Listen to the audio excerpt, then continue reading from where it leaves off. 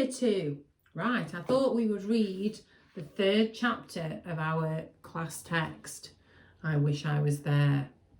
So, can you remember what happened? Daisy and her brothers have gone down to the boiler room. They've met one of the people that works in the Titanic, and she's also met one of the first class passengers. So let's find out what happens next. Shall we have a look at the boilers today, Master Jimmy? Asked Paddy brightly. Sure, I can take you in there. This is Miss Daisy Hooper. She's off to America for the first time. James T. Gifford, ma'am, he said in a very grown-up way, and added, Call me Jimmy. Where in the States are you headed? Where are you moving to, Daisy? Asked Paddy. He must have understood that I didn't know what Jimmy meant. After a while, I got used to the way Jimmy talked, but I'd never met an American before. Silver Penny, said Edwin brightly. He means Pennsylvania, I said. My pa's built us a house by the sea. Pennsylvania, it sounded magical to me, like a name in a story. Do you know what it's like there? I've never been to Pennsylvania, he said. I live in New York City. My father's Augustus Griffith III. What was that supposed to mean? Who are the two other Augustus Griffiths? Mine's John Hooper the grocer, I said. I didn't mean it to sound funny, but it did, and we both started laughing, and the boys joined in even though they didn't know what we were laughing about, and I knew we'd all be friends. Paddy told Freddie and Edwin about the engines, and I chatted to Jimmy. And there they are.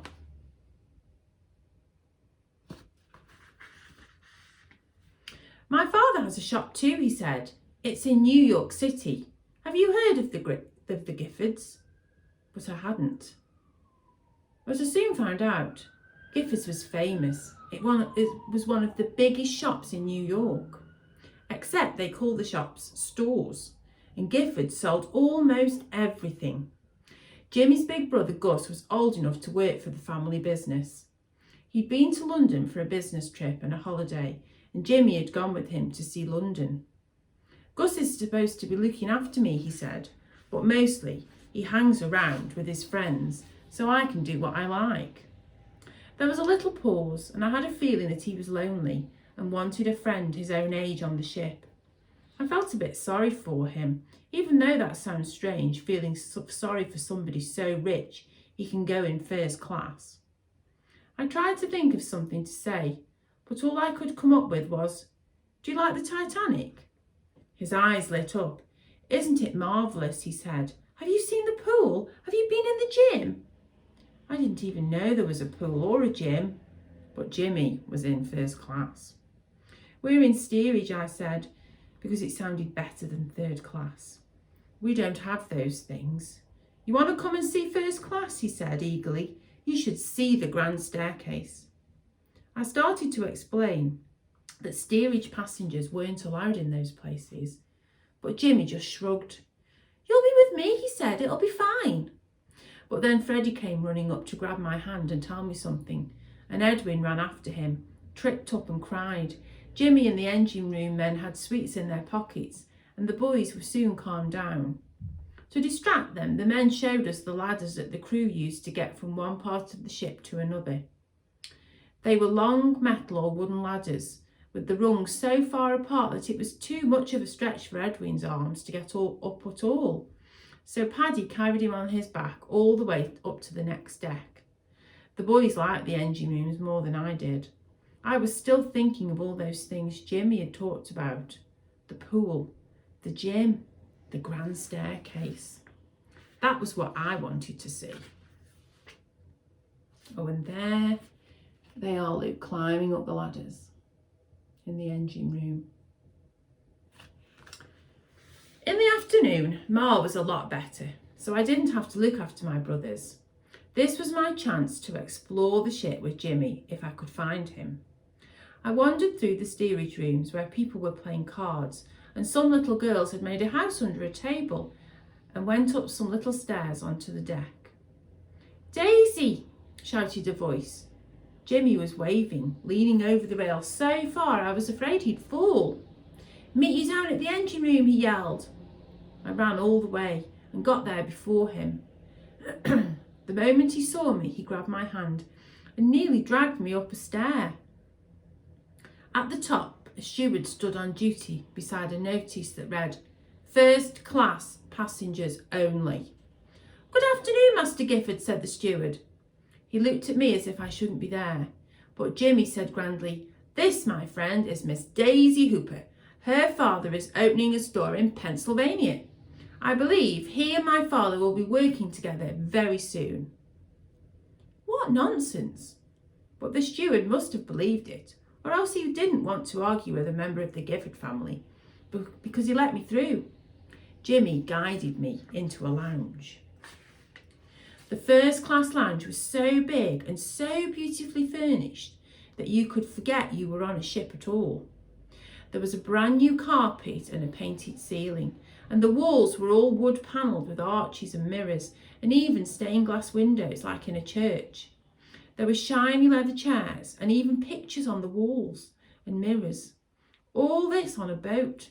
It was full of well-dressed gentlemen smoking and talking or playing cards, and the air was so thick with cigarette smoke that it made my eyes sting. Jimmy led the way to a corner where 3 young men sat round a table. One of them was blonde and looked like Jimmy, only older, and he stood up when he saw us.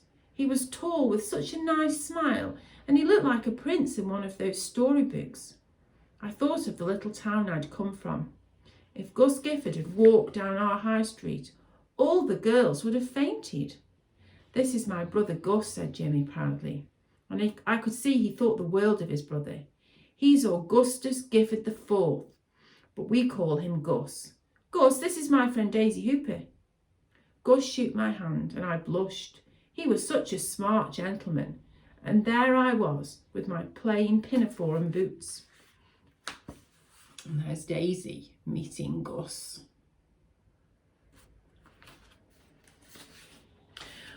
"What are you thinking of, Jimmy, bringing a young lady into a smoke-filled room?" said Gus. He reached into his pocket and put some money into Jimmy's hand. "Run away somewhere and buy yourselves a present." "Thanks, Gus," exclaimed Jimmy. You'd think Gus had just given him the crown jewels. But I know what it's like being the oldest in your family, and I could tell that Gus just wanted to be with his friends, not his little brother. "Thank you, Mr. Gifford," I said, knowing that I'd gone a bit pink, and we went out into the clean, fresh air again. There was a deck with pretty chairs and tables where the first-class passengers sat drinking their coffee. I liked that, and I would have stayed there, but Jimmy said, "Barber Shop, it's this way." Barber's? I couldn't think why he wanted to go to the barber's shop, but I found out when I got there. There was a little stall selling souvenirs, even teddy bears and dolls. Some of those dolls were so lovely I could hardly take my eyes off them, but I didn't say anything to Jimmy. They probably cost far too much money, and anyway, I already had a doll. I'd had her since I was little, and I didn't need another one. We bought 4 ribbons like the ones the sailors wore on their hats, with RMS Titanic embroidered on them in gold. 1 for each of us, and 1 for each of the boys. Then we went on deck for a while and watched the sea. It's strange seeing nothing but ocean wherever you look. I wish I could describe the smell of the sea, but it's hard to explain. If I say it smells green and blue, salty and fresh, you either know what I mean or you don't. But it's a good smell. Breathing in the sea air was like a cold drink on a hot day. I gazed upwards and saw the lifeboats with their covers on. "There aren't very many lifeboats," I said. "I mean, there are, but not what you think of how many people are on the Titanic." There they are looking at the lifeboats. As we looked up, Gus and his friends wandered past. Gus grinned. "You don't need to trouble yourself about lifeboats, Miss Daisy," he said. His friends laughed and I felt a bit silly and embarrassed. "There are some more that you can't see from here," said Jimmy. "This is the Titanic," said Gus. "The unsinkable. Why would you want lifeboats on an unsinkable ship?" I suddenly shivered. Gus took off his jacket and draped it round my shoulders. Are you cold? He asked. Not really, I said, whispering because I felt shy. Paddy Oak says it gets cold at sea, said Jimmy. The crew have been talking about that. They say it'll be really cold tomorrow. But I wasn't cold, and I didn't know why I'd shivered. I just did. Oh dear, do you think she knows what's to come? So Daisy is actually talking in the first person, and we've been talking about that, haven't we, in our writing? So I'm really excited to find out what happens next time.